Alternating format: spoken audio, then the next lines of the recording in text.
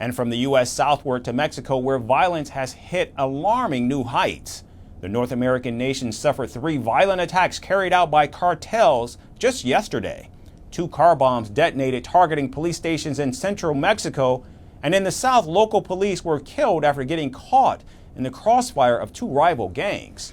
President Claudia Sheinbaum remains committed to a non-confrontational stance, but with cartels increasingly targeting police and civilians, the security crisis seems poised to escalate.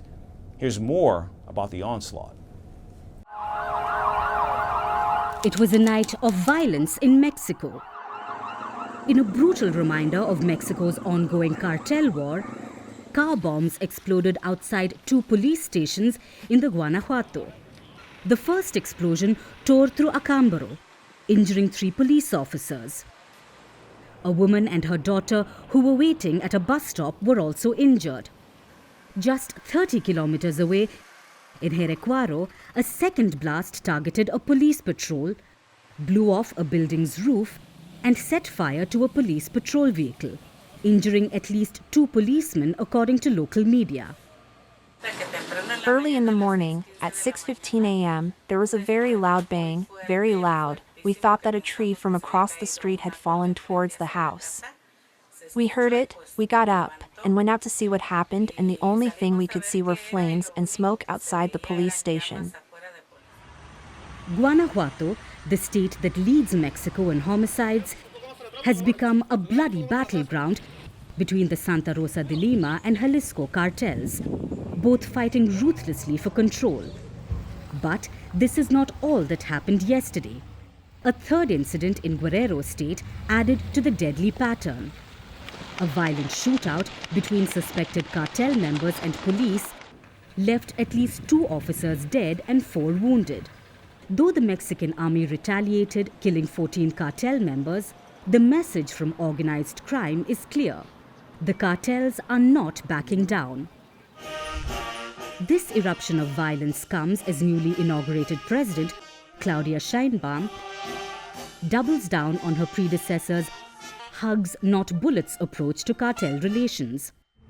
Despite the relentless violence, Sheinbaum has instructed the army to avoid confrontations with cartels, a policy some say lacks teeth in the face of increasingly bold and coordinated cartel strikes.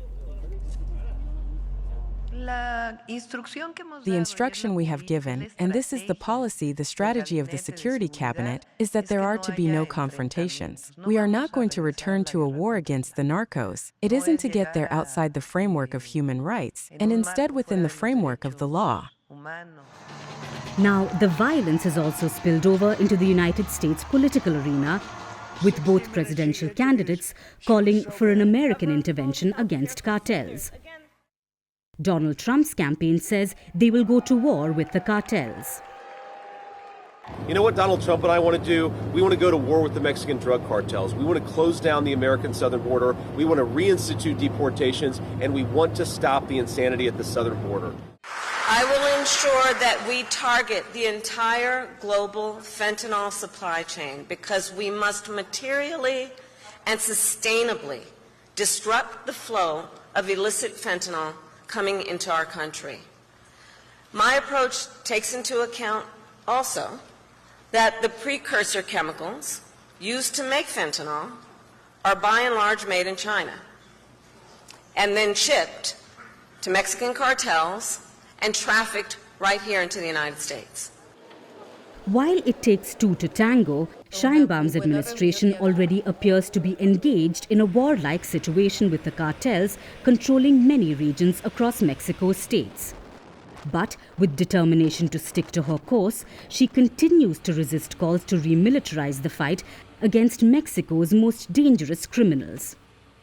With these latest blasts and violent clashes, the cartels appear to be sending a message of defiance directly to Mexico's new president. The battle for power will not stop.